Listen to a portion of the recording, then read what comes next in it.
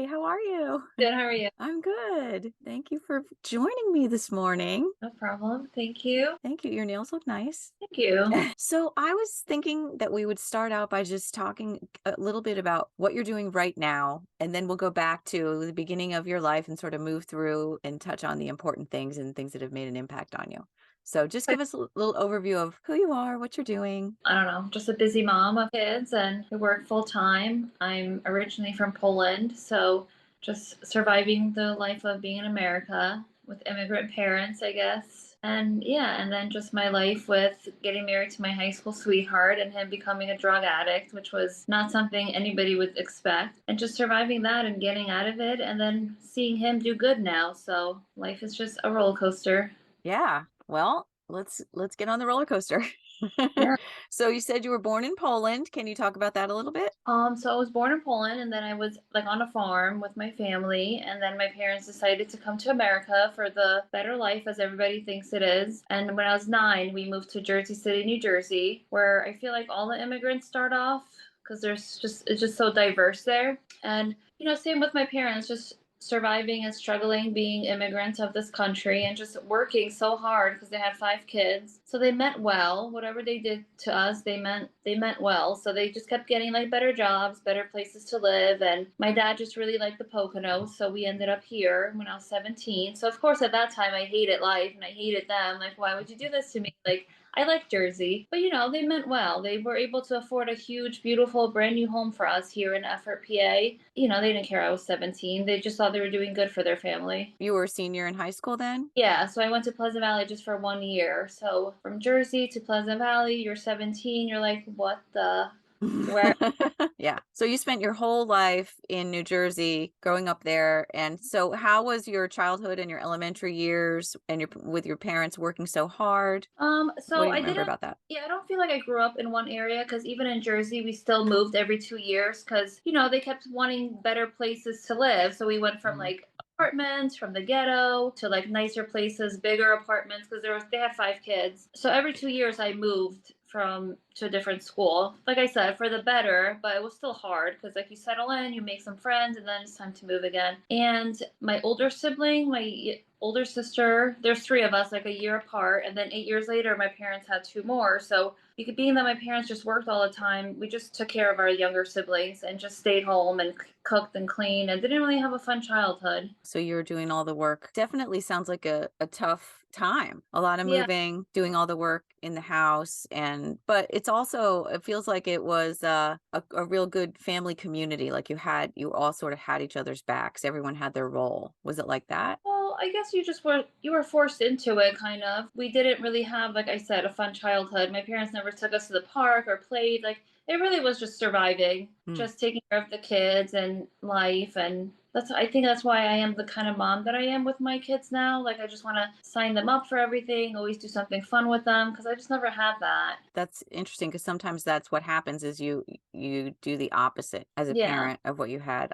I've seen that a lot. So you moved to the Poconos when you were 17, your senior year in high school. And so what was that year like for you? It was all right. I mean, I really didn't like it at first, but that's where I met my ex-husband, my high school sweetheart. We were 17 and he was almost 18. That's where we met. So that made life great.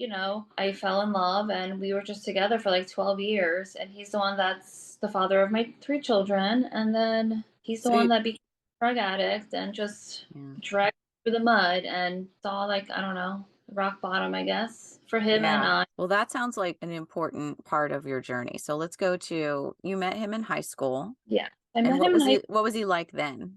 So he was great. He was funny, he was cute, and I mostly loved his parents, like his family life, because mine was so chaotic. He was the youngest of three, so he was the only one that was still living with his parents. And his parents were just so sweet and loving, and they had like normal family dinners. And I think I fell in love with that more than like actually him. I was like, wow, your parents are so normal. So I think that's what I really liked. And I just was drawn to that and I just wanted to spend every second at their house with them and I just loved it all. So you got to have the quote normal family experience that you wanted when you were younger. Yeah, just like when people are just nice and sweet and it's like calm, it's not like chaos. Yeah. calm is always nice, isn't it? Yeah. You had a good sort of normal high school relationship. And then after you graduated, what happened then? So after we graduated, I went to beauty school right away, and he was working at UPS. So we both had like our career set. So we bought a house because back then, around that time, I think it was like 2005, when it was like a good time to buy a house. So we bought like a cute little home in the woods and just lived with our lives. Like we just partied with our friends on the weekends and just had like a really nice time.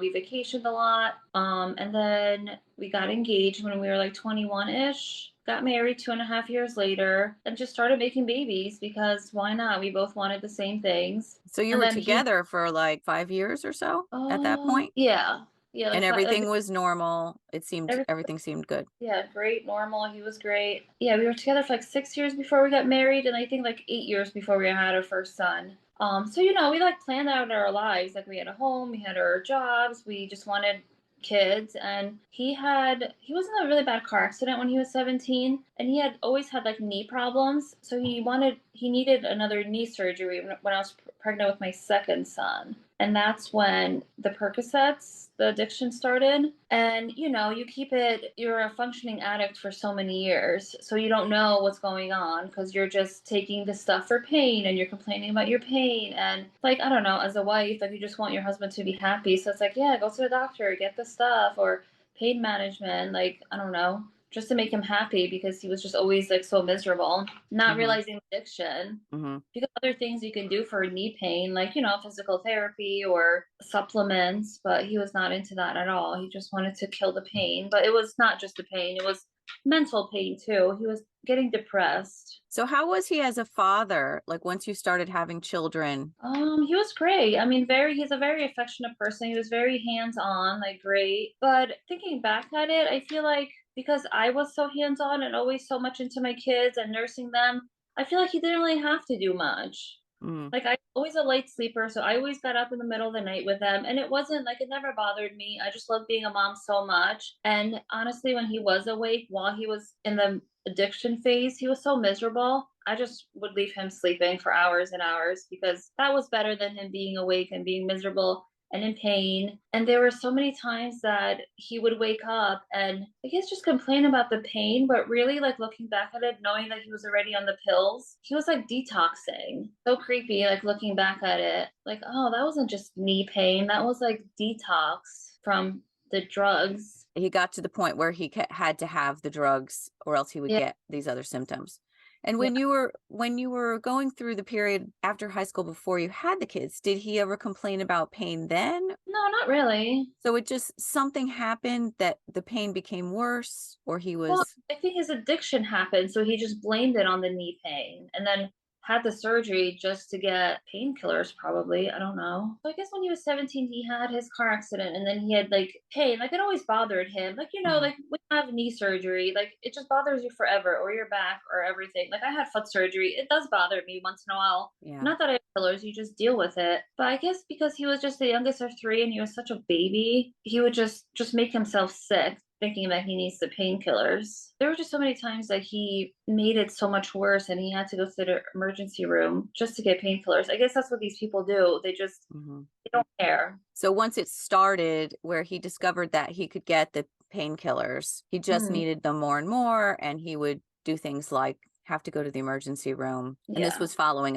his knee surgery, but it just Yeah. didn't resolve. Yeah. And how long did that go on? Well, for years. I mean, I was pregnant with Jordan when he had his surgery, and then he just kept getting, trying to be on pain management and just taking pills, Percocets. And then eventually, I guess he was more truthful. So he told me he was taking the pill. So we were separated. He went to rehab a couple of times while we were together, and nothing really worked because he was just hiding it from me. So then he came out of rehab, and then we were moving out of our home because it was foreclosure because he stopped paying the mortgage. He stopped paying our cell phones. Like we had nothing. I'm like, all right, but he came out of rehab, so he's doing good. He worked at UPS, so even if he worked a couple of times during the week, like it was like enough to get us through because we had our our little home, and our mortgage was only like $600 a month. It was something so stupid.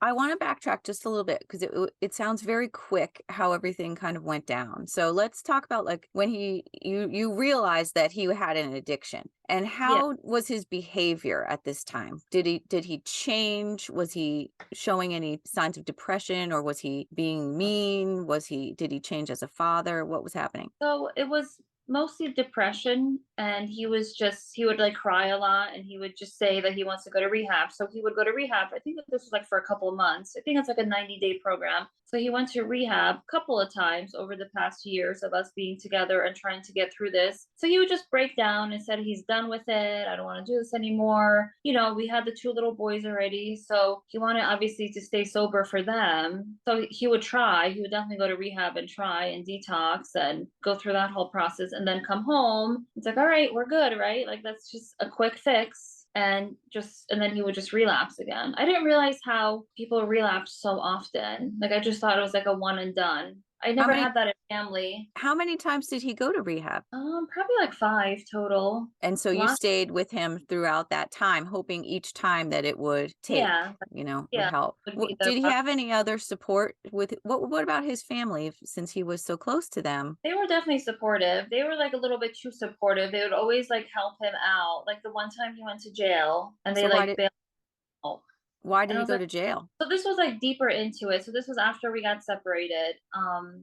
Because what happens with Percocets, like you're on them for a while, and it's called like a clean drug, and then eventually when you can't afford that anymore because you lose your good job at UPS, you lose your family, you lose everything, and then you turn into heroin. So that's the route he Oh, went, right into okay. heroin. He just became very skinny, dirty, and then he got caught with it, and he went to jail, and he lost his job at UPS. And then we were separated at that point, so he was supposed to pay child support, and he didn't. So he went to jail for that too. So it was just like such a spiral down. This kid who was just so amazing, just And had a how long it's the way you talk about it makes it sound like it happened very quickly. How long was that from the initial starting to take the Percocets, then realizing it was an addiction, trying rehab several times, and then turning to heroin? yeah, probably like 3 years. Because 3 years I'm is a short time. It is a short time. It was definitely a short time because I remember because like my whole mind was just to have a family. Like I wanted like a lot of kids together, close in age. And a lot of times people share how it is hard in a marriage, like the beginning of like having babies and stuff, and it's not Mhm. about you more. So honestly, I just thought his misery and my misery were just normal. Like I have a Mm. sister talk to, and same thing with her husband. They went through a rough patch in the beginning. A lot of people do, and then eventually like it gets better. So in the mix of that, babies, he was just struggling with his own addiction. And I guess I just feel like I got robbed of the happiness of having all these precious babies and just being, I just wanted to be home with them. I don't know, he was just so miserable and depressed. But he was battling his own addiction. I'm sure his story is different. I'm sure from his perspective. So at what point did you decide that he wasn't getting better and you needed to take the kids and leave So we moved from our house that went in foreclosure into like a rental home. And with him? yeah, with him, like I So was at still the home. so before you decided to leave, it had gotten so bad that he wasn't able to pay the mortgage and things were deteriorating in that way first. Yes. So then we had to leave our home, and then we moved into this rental home. And I don't know, I guess I feel just so stupid and so blind. So we moved in, and he just never paid the rent. It was just so weird. I'm like, and how did I not see that? And then like our electric got cut off, like we couldn't heat the house. And my family's like, what are you doing? Like you need to leave. But I still wouldn't. Like I still stayed with him because I felt bad. Like I was pregnant with my daughter at this point. I remember going to his parents' house because we had nowhere to stay and it was like cold. And his mom actually said, no, he told me, he's like, yeah, I don't think I want to be with you. I was like, all right, that's crazy. Like I'm pregnant, like 8 months pregnant with my daughter. And then his mom, which they are really nice and sweet to me, but I guess they just like really cared more about him. So they're like, yeah, I can't have you guys both living in my house. So they gave me like a number to a homeless shelter and like the welfare number or something. So that was a pretty sad situation. I was like, all right, so I guess I'll leave. And I left with my two boys in my pregnancy. And with my pregnant belly. I went to my sister. No, I went to a pumpkin patch just so my kids can play and they don't have to see me cry. And then I called my sister and she's like, of course you could stay with me. I felt bad because she has her own three kids and it was like chaos. But anyway, so I lived with my sister for like 10 months. That's While really that's hard. That's harsh. He was struggling with this addiction, and would you say that was his rock bottom? Well, at the time, I was hoping that would be the rock bottom, seeing his wife and pregnant wife and two boys walk away and my little dog and stuff. And I thought that would be like rock bottom. And everybody hoped that would be like his mom, me, everybody like, all right, like get your stuff together. But nope, he loved that. He liked being at home with his parents, doing whatever he wanted to do, and he knew I would take care of the kids and like feed them and just take care of them because that's just what I do. And he just milked that for a long time until I think like 6 months went by and my sister talked to him. She's like, listen, like you can't just like be two adults living off of me, like living at my house. Like you guys have to do something. So this whole time he really didn't want to be with me. And I was holding on to like, we'll get our own place together. Like you'll get clean. And this whole time he didn't want that. So then he just broke my heart again. He's the one that really didn't want to be with me. And I was still holding on because I had three babies with him and stuff. I'm like, okay, that's So fine. No, we were like separated, but I thought we were going to get back together and he just had other plans. you thought maybe he was just trying to organize, get his life together, have you guys somewhere else so that he could pull it together, but Yeah, but that's no, not he what was, he was doing. nope. And then he even said, he's like, I'm okay seeing the kids just on the weekends. I'll pay you child support, but this isn't working out. So that was the end of it. I was obviously really devastated. It just happened so long ago. It just doesn't phase me anymore. But at the time, I was so heartbroken and just so sad and depressed. It's not as hard for you to talk about it now. No, And but after you got divorced, then you found yourself having to take care of your kids. He didn't pay any child support? Did he no, take he care of did the for a kids? while. Oh, he did. Okay. No, he took care of them, and he lived with his parents for so long, so I was always able to drop them off there when I worked on the weekends and stuff, and the parents took care of the kids, helped me out. I mean, he was there, but not there. And he was still addicted to drugs at this time. Yeah. What happened to you and the kids then? What did you guys do? So I got my own place in Nazareth, and I lived with the kids, and he still Was it saw them was it every hard to find a place to live? Oh yeah, it definitely was. A single mom with three kids. People wouldn't even give me a job, like an application for, they would just like, all right, bye. And just not even like give me an application until this one guy, he was like old school. So he met me in Nazareth and this was like such a good deal of a home too. And he's like, I'll give you a chance. And he just gave me a chance. And I lived there for like 2 years and I left his place just perfect. And I don't know, I was just really grateful for that. I couldn't really be too picky because, like I said, I had the three kids and I was working part time at the time. So, yeah, I don't blame people for not giving me a chance. That's scary. Kids are sick. You're always calling out of work or kids destroy things. But I was very blessed in that situation. Yeah, it must have been hard to find yourself in that situation where you're kind of being discriminated against, and then luckily you found somebody who gave you a chance. Yes. Maybe that was, like a little bit of a turning point. He allowed you to really get on your feet. Yeah, I was definitely grateful for that. And what was going on with the ex at this time? He was just doing his own thing, working and being with his parents. And But still using drugs? I mean, I think so. Yeah, he was. And And they what changed with him? When did he finally get clean? So he finally got clean when he lost his good job, and that's when it happened. When he lost his good job at UPS, he couldn't afford the clean drugs. So that's when he turned to heroin. And Mhm. heroin really just like kill you instantly. He just looked like a drug addict.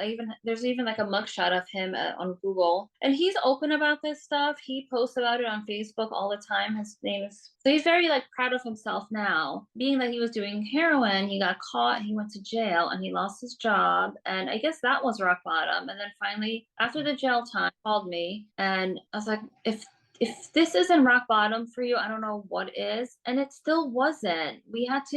Oh yeah, that's what happened. We had to deal with CPS and they drug tested him once. And this was after jail time. He still was using. And it wasn't until his parents sent him to some nice rehab 5 hours away or 3 hours away. He was there for 5 whole months. And then that was the final, that he's been clean since then. And how many years has that been? I think 4 now or 5 even. Because my daughter's almost 8. But he's been clean for a while now, like at least 4 or 5 years, I would say. And how has it impacted your life having him turn his life around? Well, it's wonderful for my kids. I'm glad they were so young when he was doing that, and I'm glad now they get to see that they get to have the father that they deserve because he's just amazing to them. He takes them every weekend, and he's not with his parents anymore. He has his own house with his fiance, and she's amazing to them too. And now it's just who I knew from the beginning. I knew he was going to be a great person, a great father, and he is all Mm, the things, but I'm just not in that picture anymore. It's this mm. fiance's, which is fine. But yeah, so he's back, and my kids are just very lucky to have him. You're so gracious about it and so positive about it. How did you get to, to live with that positive attitude about all this? Well, I just feel like you don't have a choice. You do it for your kids. I mean, he's still my ex-husband, so honestly, I can live my life without ever seeing him. But unfortunately, I have to see him all the time at these football games and these wrestling matches that we get to go to. So I'm just happy when you truly put your kids first, that can happen. Like your Yeah. state, like I can hate his girlfriend, his fiance very easily, but why would I? She didn't do anything to me. It's him. So I'm so grateful that hearing my kids saying how much they like her and how good she is to them. Like I love that. I just love that so much for them. And for Yeah. him, I'm glad he found somebody that will probably just keep him in line. But it couldn't be you. No. So that hurts a little bit, but I also have found my soulmate 7 years ago. We're together. So when did that happen? So you were living in the house in Nazareth with your kids. You lived there for a Mhm. couple years. How did you meet your current fiance? So I met him through my sister and her best friend at the time. The best friend knew who he was. She knew him her whole life. So it was nice, like, because, being single and having the weekends off, I was like, ooh, let me try Tinder. Let me try a dating app. Like, I've been with my high school. So I'm like, what is even my type? Like, what do I like? So I would try Tinder. I never met anybody on there because it was just so time consuming. And messages, I'm like, oh my God, this is like a full-time job. And then I would get creeped out because here I'm telling these people, like, yeah, I live in Nazareth by myself and I would walk places. I would walk to the Y, I would walk to the park with my three little children. I was like, all right, that's scary. So then I would delete it. And then I remember saying to myself, I'm like, God, if you want anybody in my life, just bring them to me. And literally, like 2 minutes later, Nick texted me. He's like, we have a common bond. I heard some stuff about you. Let's talk or something. I was like, oh my gosh, I got like butterflies in my stomach. I always call it like love at first text. And Oh, yeah, so then we talked for like a month did you know before. him before the text, or did your sister Oh, and they just gave him your number yes, and said, "Why don't you text Anna? She's really cool." yeah, yeah. They were both like just chatting about it. They were like, oh, I think that they're gonna be perfect for each other. And my sister's telling me the story. She's like, so my sister said that this guy is just an amazing husband. He was an amazing husband, a great father, a good person, hard worker. I was like, all right, he sounds great. Sign me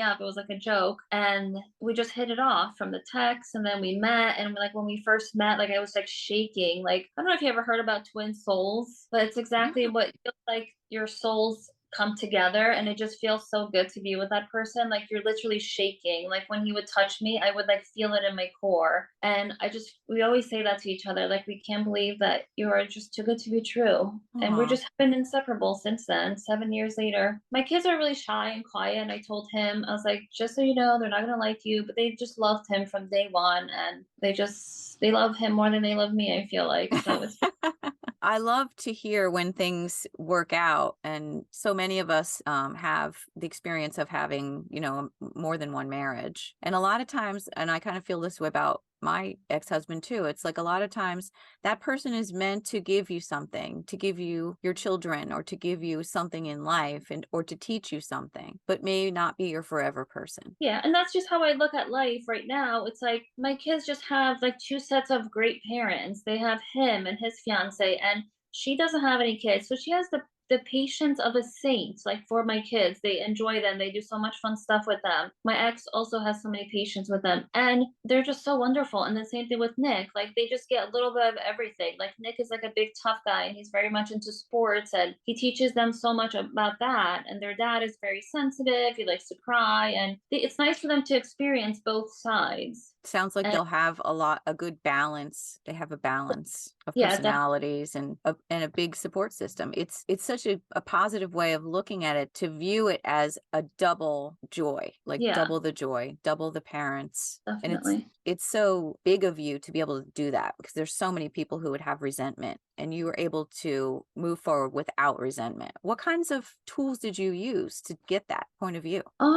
Well, honestly, just watching like Nick and his ex-wife do what they did because they didn't get along and their kids were a little older. So his kids were 13 and 10 when I met them. And his son is the older one. His daughter is just Down syndrome, so she always loved me and my kids, and she's always like a great time. That was always a joy. But his son is was 13 when I met him. So throughout the years of the whole back and forth, he said, she said, my mom doesn't care, my dad doesn't care. He knew that they didn't like each other, and he's Mm. 13. You can't really like pretend you like someone at that age. So I think like watching what that did to their son, I didn't want that for my kids. I was like, nope, I want my kids to, like, we're going to a football banquet in December. I'm like, we're all gonna sit together like a one big happy family, and I want true peace between all of us. Like, I don't want, because it tears the kids apart. It breaks their hearts. It's like the two people they love the most, their mom and dad, and they love our significant others. So I'm never going to say anything bad about their dad, about their stepmom. I'm just always going to keep it positive, like truly positive.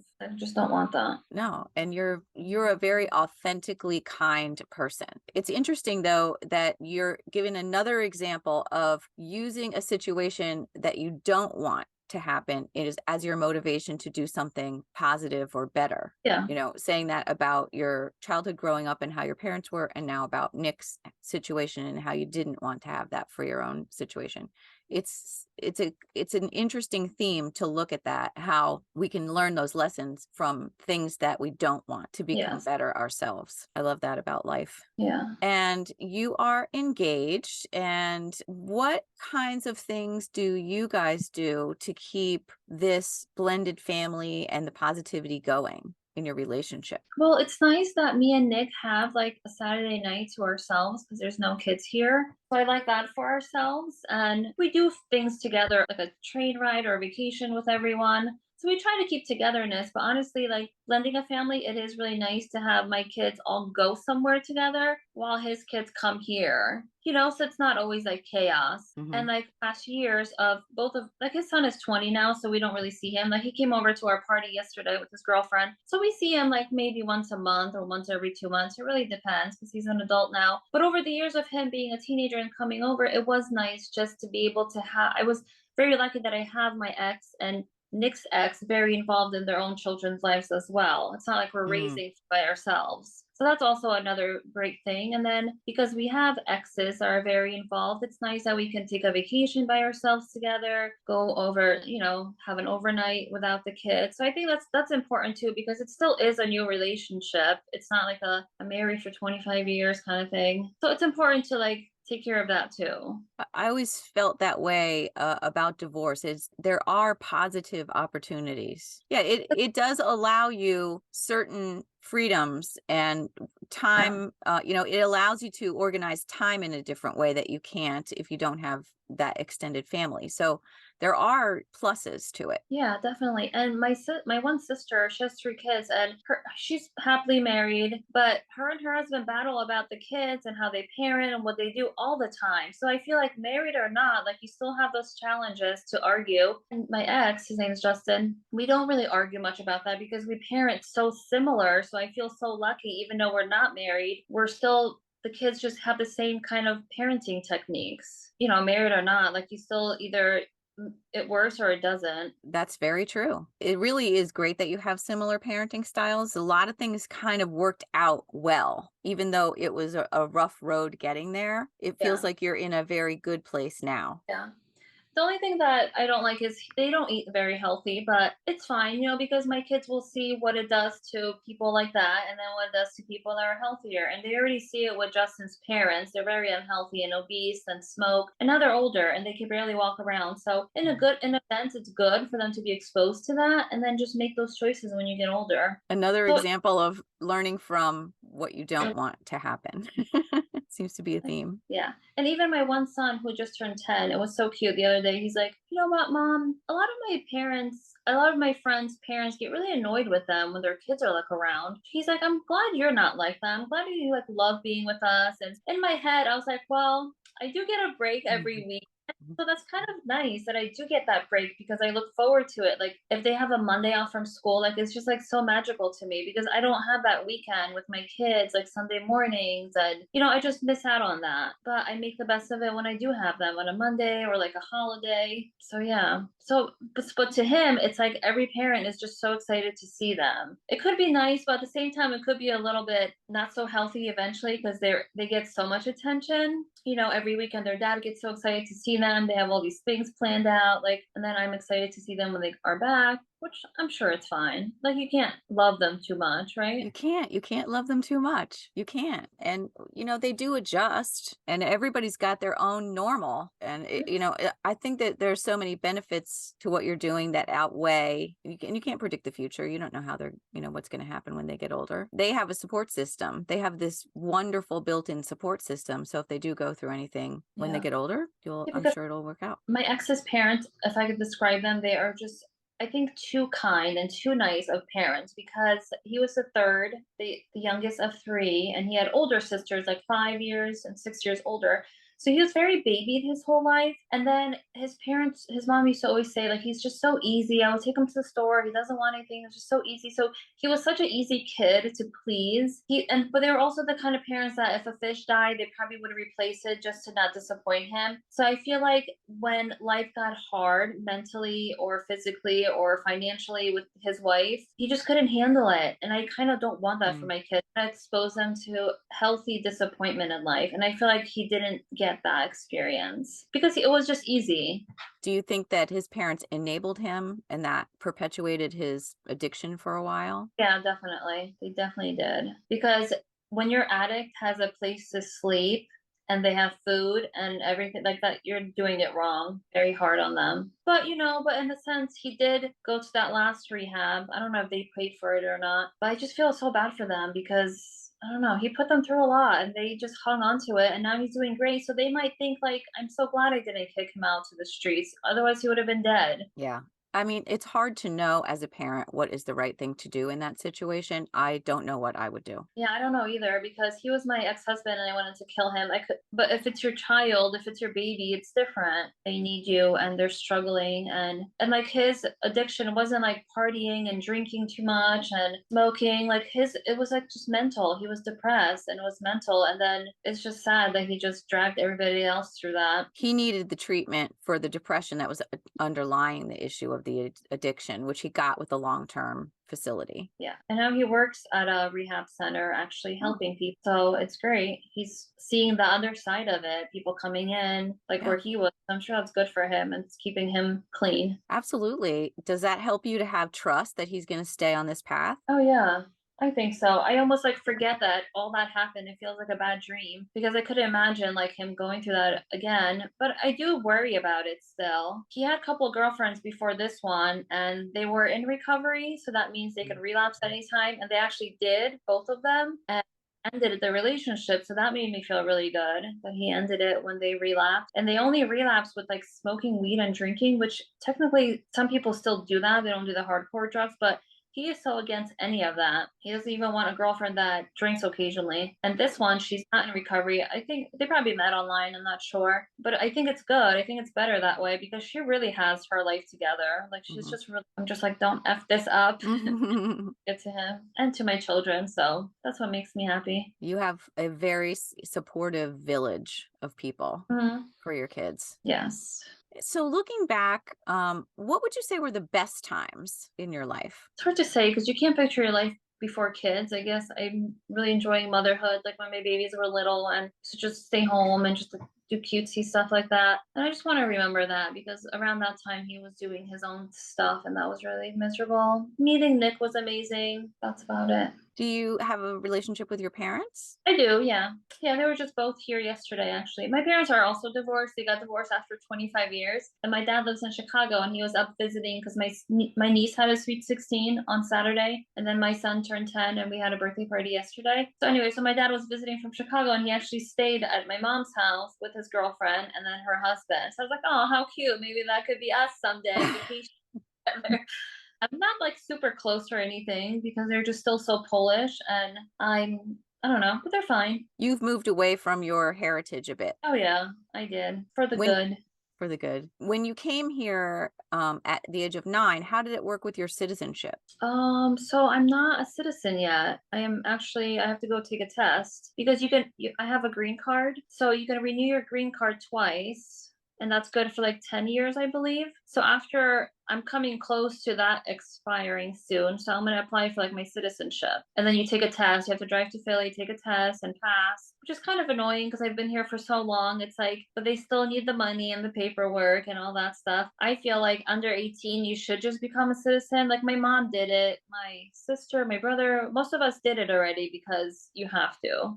Mhm. Otherwise, hires, and then I'm assuming you have to go back to Poland, which is crazy because I live life. I worked here, I went to school here, I have kids, but that doesn't count. You still have to pay for the paperwork. Wow, that's really interesting. My mom did that. She came from England and she went through the whole citizenship thing, the Yeah. program, took the test and everything I remember her doing that when I was a little girl and when she got her citizenship. But that's really interesting because you would never know. I would never ever Yeah, I know that know. you have People don't know. no. And a lot of times people are like, "Well, you got married." I was like, "It doesn't matter. You still have to become a citizen." Hmm. And then divorce, but then I'm gonna get married again. That doesn't matter. You still have to go apply for it. I think it's like $800 and take the test. And I think have like a little ceremony, right? Do you remember that? I do. Yeah, I think my siblings told me that too. You go back again and then you have a little ceremony of becoming a citizen, which is exciting. So I'll be doing that soon. That is exciting. I love that. So going back and looking at all these experiences you've had, what would you pull out as the biggest lessons that you've learned that could help other people? I don't know. I mean, I guess like if you know somebody that's struggling with addiction, just look out for the warning signs because there was so many, but you just become blind to it. I mean, I know I was. What were the warning signs? Well, hygiene is one thing. Hygiene, never having money. I mean, I've never been so rich after we got divorced. I was working time. It's just crazy. Like when people just are so when they have a job and they have no money, I guess that would be a warning sign. I'm not sure. Or he used to always pass out. It's so sad. Like I took so many pictures of him sleeping with my first son, like just passing out all the time. And you're just thinking like a tired person, like you're tired, but we were only in our mid 20s. Like God, it wasn't like the tired I am now, I still wouldn't pass out on the floor with my child. So like Mm, that was like just him working outside on his car and like he would just pass out with a cigarette in his hand. I was like, man, he's so tired. He was a UPS driver. So, it's wow. a tired job, but not that tiring. Or he would like when we had the two boys, I'm like such a cuddle. I love to cuddle with them. So I would like have the one and he would have the other. And there's just so many pictures in my memories, like on my of him always falling asleep with my son. But he was really just falling asleep because he was high, I guess. And it's so sad. But to me, he was just a hardworking husband, dad. But And people you don't really didn't know. no, I didn't know. Just on the couch, on in Jaden's bed, just everywhere. And it just breaks my heart seeing those now because that it wasn't cute. It Right. wasn't a cute, tired dad moment. No. And you learned to recognize those signs so that you could help other people and to know them yourself. Yeah. Yeah, and I have somebody in my life now that her husband is like an alcoholic and her stories almost annoy me because I keep telling her like stop, just stop doing so much for him. Like she's divorced and everything. She left him because he's an alcoholic and it just annoys me. I'm like, I'm telling you, it gets worse before it gets better. And even Justin will say that because we both know this couple and it's gonna get worse before it gets better. And she just keeps every story, she's like, I think that was rock bottom. I think he's clean now. I'm like, it's not. It's gonna get even worse. So That yeah, must be hard to watch. it is really hard to watch. I hope my kids never have to go through that or deal with it. Is there anything anyone could have said to you at the time that would have made you realize what was going on? Probably not, because you're just in love and you want to hold on to your marriage life. You just want to hold on to that family. Like, who doesn't want to stay married to the same person forever and have the kids grow up in a home together? So, like, yeah, you hold on to it and you'll do anything for your marriage. I mean, sometimes people look past a cheater and they just move forward and stay married. I don't know how people do that, but I can't judge because I tried my hardest. I can say that I gave it 110% for sure, because we Hmm. went to like the rehabs and we also went to like therapy, like marriage counseling. Like, I tried everything. And in the end, he was still the one that broke my heart. So at least I can say that I tried my hardest. You can. So are there any other lessons that you would share? Anything you No, learned in your life? I mean, you must have learned some interesting things growing up in the situation where you said you're just surviving. You didn't have a happy childhood. What kind of lessons did you learn from that? well, just surviving. I don't know. I just don't remember any happy moments. I don't remember going to the park with my mom or anywhere, but maybe there was some. I have no idea. I mean, she wasn't like evil or she wasn't a drug addict or an alcoholic, but she was overwhelmed. Five Mm. kids. She did a lot for herself being in this country. Like, she became a citizen. She works really hard at the school. She just definitely did great for herself. And as immigrants, it's just what you do. Like, I remember in Poland, like, my parents left us for like months to go make money in Germany. Like, it was just normal. So it's very, like, I don't know, immigrants are just very different. Like, I would never do that to my kids. I don't know. It's just different. Hmm. Different lifestyle for sure. It is a different lifestyle. Yeah. But you kind of use that as a catalyst to bring your kids into a more like traditional kind of lifestyle where you wouldn't Yeah, they wouldn't definitely. be in survival mode. Yeah. No, they definitely have a fun childhood and, a lot of fun memories. Like, their whole lives was just fun, which hopefully it'll be good in the end. Because with my ex's parents, I just feel like they were so sweet and nice and almost like too nice. And then he couldn't handle life. You're trying to bring more balance and Yeah. teach Yeah. them. That's good. Disappointment and So what about, because this is the blessings podcast, what kinds of blessings would you see in your life? What kinds of things do you think were your greatest blessings or points of gratitude in your life? just getting through life. Me also personally hitting rock bottom, being, homeless and pregnant and giving birth to my baby girl by myself. Like, just rising above that and still being okay with my ex right now, just because Mm. I'm putting my kids first. So they're my true blessings. I got to bring three healthy babies home from the hospital and they're just thriving in life. So those were definitely my greatest blessings. And then meeting Nick, my twin soul, the love of my life. And I don't know, he's just amazing too. So that's another blessing. And life is beautiful. Life is beautiful. Yeah, It really is. it really is. It's all in perspective, and you're able to have that perspective, which is Yes. it's wonderful. That's good. So, what would you say is the meaning of your life? What's been the meaning of all this? Honestly, I don't know. I almost died a couple of times in my life, and sometimes I wonder, why am I here? How did you almost die? Just, I think a really high fever in Poland. I almost died and was hospitalized. Yeah. Oh yeah, and then in Poland, we lived in the country where my grandmother had like a well, like an old school well, and it was boarded. So me and my siblings, we were like jumping on the board, and I almost fell through the well, and my brother grabbed me by like my little sweater. So that was my death. So sometimes I'm like, I guess I have like 9 lives. I'm not sure. So there has to be a reason why I'm here. I don't know. Maybe to raise amazing humans with Mhm. just, my own life. We'll see. Maybe there'll be something great. Exactly. I mean, it's the little things too. You don't know what tiny thing makes an impact on someone else or something else in life that causes a whole string of events. It's like the movie It's a Wonderful Life. If you weren't Yeah. here, what would things be like? And so there's absolutely meaning and purpose, and figuring that out is it's kind of the trick. It's the tricky part. So where do you see yourself in the next 5 years? Well, just married and just still drowning a life with kids and activities. And hopefully our house projects will be done by then. Just little things. I'm really just a simple person. I like a simple life, simple living. I don't dream that big, I guess, but No, those are my dreams. there's a lot of happiness in that, Yeah. in simplicity, and you're able to be very content. Do Yeah. you think that Well, comes from your childhood?